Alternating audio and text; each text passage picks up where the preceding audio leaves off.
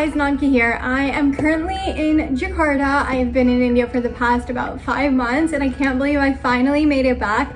I am currently on day 2 of my 7-day quarantine. It's gonna take forever to get out of here, but the fact is I finally made it here. It honestly was a process to get all the way from Delhi to Jakarta, which is why I thought I would make this video to kind of explain what I did before my flights, during my flights, after my flights, how I managed to do quarantine. The way I'm gonna walk you through these steps, it's gonna make it seem way more easier, and it kind of depends on you how long you're gonna be staying in Bali. It can seem really complicated if you've never been to Jakarta before, if you don't really know how Indonesia works. Very similar to India, everything is kind of word of mouth. So once someone else does it, then they tell you what to do, and someone's told me, or I actually have a lot of friends that are in quarantine right now, about 5 to 6 in different hotels here. Many people that have done it multiple times.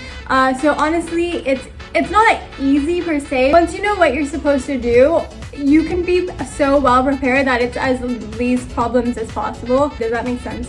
Go. Okay, let's start before even booking your flights. So before you book your flights to Jakarta, because right now it's really important to know that you cannot fly directly into Bali because there aren't really any flights going. So what I would recommend you do, or what you actually have to do, is you fly into Jakarta where you're gonna do your 7-day quarantine. So before we even start looking at flights, we need to focus on visa. So honestly, people are gonna say, oh, there's so many different options depending on what you want to do. The one visa option that you most likely are gonna go forward with is the B211A visa. This is good for people that are interested in coming to do business, tourism, and a few other options. But you are probably interested in coming to Bali for tourism. Either you want to stay probably a couple weeks or a couple months. I honestly don't recommend this process for someone who's going to be staying less than 3 weeks, probably less than a month, because you have to do 7-day quarantine, and if you're just coming here for a 14-day trip, half your trip is going to be in quarantine. So I would really recommend just waiting it out. So what you're going to do is you're going to look for that B211A visa online. So the best way you're going to get it is through a travel agent, because there's so many different steps. It's really complicated to do on your own. So you're going to want to get in contact with a good travel agent. Don't trust anyone online because there are a lot of scams. The one that I would recommend, and honestly the only one I would recommend, is the one in my ebook. She is amazing. You would just send her a message, say, hey, I'm interested in coming, can you tell me the steps? She will send all the steps for you. What she's going to do is ask you for a photo of your passport, your vaccine, and to send her the amount to process the visa. So once that's done, it takes about a week for that whole thing to process. She'll send it to you via email or via WhatsApp. Make sure to print that out. Okay, so now that we have the visa portion sorted out, what we're gonna wanna do next is look at quarantine hotels, because once you land in Jakarta, you're gonna need to do a 7-day quarantine, and this needs to be organized beforehand. So there's a website online that you can go to. I'll put the info here. And then you just kind of reach out, you kind of search what has availability, because a lot of bookings are taken up. The really good ones you need to book 2-3 weeks in advance. That's kind of what I wanted to do. Harris Suites, they have a balcony which has a really good price. I would recommend going to that one. People have said that's good, but the food's not so great. I'm currently at Nuanza. Again, the room is really great, but the food's not so great. So a lot of the times you're gonna have issues with the food, which is why I came prepared and I packed like a ton of food, a lot of nuts, snacks, oatmeal, lots of things that's gonna kind of get you through the 7 days. So once you find a hotel that you're comfortable with, you kind of message them again on WhatsApp. You say, hey, these are my arrival dates, can you give me a package? Usually they will send you like an info sheet with the different packages they have for quarantine, and then it'll handle everything from getting you from the airport. It'll have the room with 3 meals a day, and then it also have like 5 pieces of laundry, which is like more than enough. So once you have that locked in, they will send you a QR code, which is really important to print out because you're going to need that for when you land at Jakarta airport. Okay, so now we have your visa, we have your quarantine hotel. Make sure to book insurance. So I heard from a lot of people that you need travel insurance to enter Jakarta, and some people have said you don't. I just booked it just in case because I really don't want to deal with anything when you land at an airport and they're like, oh, where is this document, and you have no internet. So I booked my travel insurance with Safety Wing. It's about $50. It covers COVID, so it's solid. So I printed that out. It was $50. You can get it the day of. Super easy. And also, this is for people that are vaccinated, because I am vaccinated. I don't know the process for someone that isn't vaccinated. But even if you're traveling, I definitely recommend getting vaccinated before you come to Indonesia, just out of respect for the people that are living here. Now the next step is booking flights. So this is the most complicated part, because I was flying from Delhi to Jakarta, but there honestly weren't any good deals, probably because there's not a lot of demand in flights right now. Usually in normal times, non-COVID times, I would fly from Delhi to Kuala Lumpur to Bali directly, or not directly, you have that stopover in Kuala Lumpur, but it's fine, it's not an issue. It would be like a 1 hour stopover. But now there weren't really any options like that, and they were all really complicated. So the three main options that you have from Delhi is going through Dubai, you could go through Sri Lanka, or you can go through Singapore. And Singapore seemed really crazy, really complicated, so I didn't even bother with that. Sri Lanka, I honestly, looking back at it now, I wish I had booked with Sri Lanka because it's super cheap. But the only issue with Sri Lanka is that you could only take one piece of luggage, and I, being in Bali for a long term, would want to take multiple pieces. So I decided to go through Dubai on SpiceJet. So this is probably where exactly I went wrong in my whole travel process, is choosing SpiceJet. And I know this because this is a rule that I always follow, and I don't know why I didn't follow it this time. When you're doing a route that's kind of complicated like this one, you want to work with good airlines. So I'm flying through Dubai, right? So Dubai has two rules.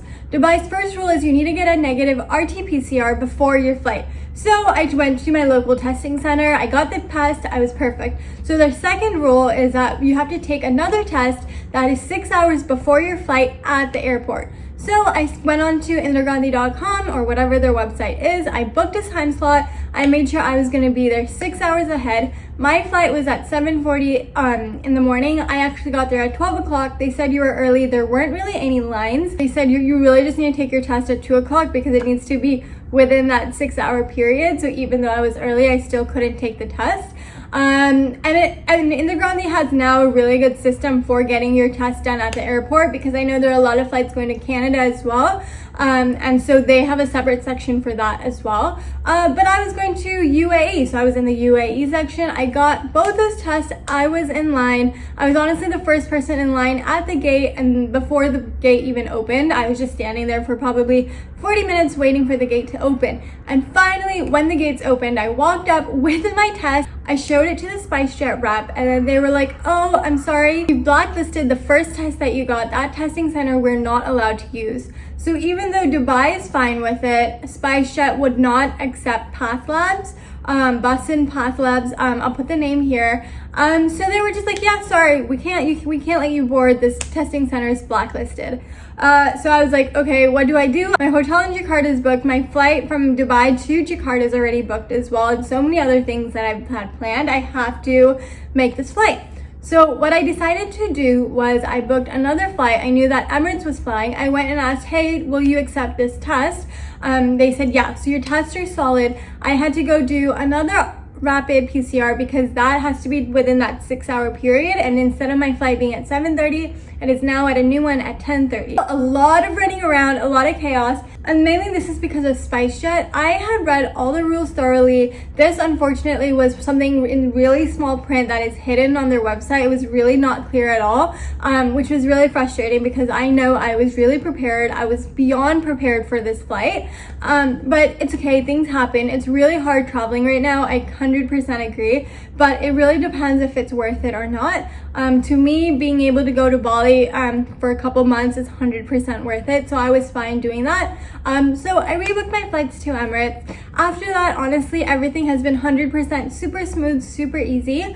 So then I took that flight from Dubai, from Delhi to Dubai. I did an overnight stay in Dubai. I stayed in the Holiday Inn Express. They have a shuttle every hour from the airport to the Holiday Inn Express hotel. I checked in. I went to go see Dubai, which was really nice.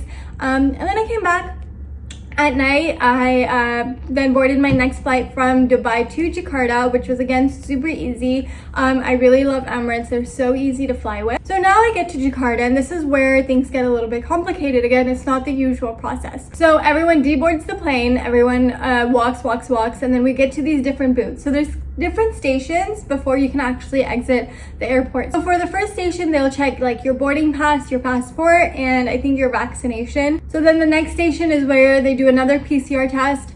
Then the next station is where they check your hotel quarantine and all of that stuff. And all of this was really easy. That happened all within like 20 minutes. I want to say my flight was about 50% full, maybe like 45. There weren't a lot of people on the Dubai to Jakarta flight. And then after these 3 stations, I did immigration, super easy. They just looked at all your printouts. It's again super important to have everything printed out and have copies of any possible document that they could ask for, because you never know what's going to come up. So immigration, super easy. I got my bags, and then after that I got my bags, I walked out of the airport, and then they said that to leave you need to find the hotel rep that's going to come pick you up. So there was someone with a Nuanza sign. He was super easy to find, really professional. I handed him my passport to begin the quarantine process. He asked me to sign a bunch of documents. They took a picture of me with my driver confirming that we're leaving the airport together. He got me in his van, and then we got here to Nuanza Hotel, which is honestly a 2-hour drive. It's really far, but I didn't mind because that's 2 hours of my quarantine I wasn't doing in this hotel room. I was getting to do it in the car, so I really didn't mind. So when it does come to your hotel quarantine, some things that are really worth noting is it depends on the check-in date. That's your day 1. Even though I arrived super late yesterday, that's still counted as day 1. Some other common questions you're gonna get is that, can you do deliveries? No, they're not allowing any deliveries. I wasn't allowed to get any food, so that's why I packed everything beforehand. Apparently the food here is really bad, which kind of sucks. I've not tried the room service yet. I will let you know how that goes. And if you have any other questions about the hotel or the process, just drop it below, and I'm happy to answer. I'm literally going to be here for 7 days. I have nothing else to do with my life. So, okay, yeah, so then they check you in. There's an army guard at the door of your hotel, which is very dramatic because literally what am I gonna do? They have my passport already. And then they check you in, they charge you for the hotel room, and then they take you to your room, which is AKA this. It's really nice. I really like the rooms. They're really clean. And that's honestly about it. It is a bit of a process. I don't know if I missed any steps, but I think I explained it really well. Aside from that mishap with SpiceJet, the whole process was super easy. I really just wish that didn't happen, and I would have said, oh my god, this is the easiest thing ever. And yeah, so that's about it. I am probably gonna go do some work now. I've made oatmeal because that's kind of what I'm gonna be living on for the next 7 days. If you guys have any questions, feel free to drop them below. I will see you later. Bye.